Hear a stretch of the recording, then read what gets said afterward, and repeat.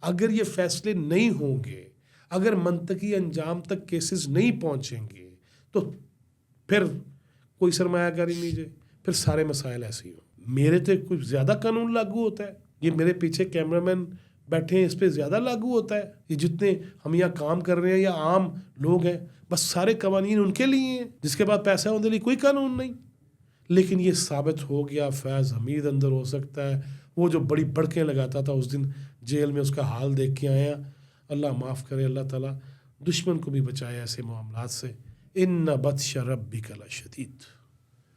اسلام مذہب، سیرت، روحانیت، اس کے نام پہ جو دھوکہ کرے گا اور جو اس کے نام پہ بھی کرے گا کہ بس میرے دسترخوان بہت لمبے ہیں تو میرے ہاتھ بھی بہت لمبے ہیں اور میں جو مرضی غبن کر لوں، جو مرضی لوٹ مار کر لوں۔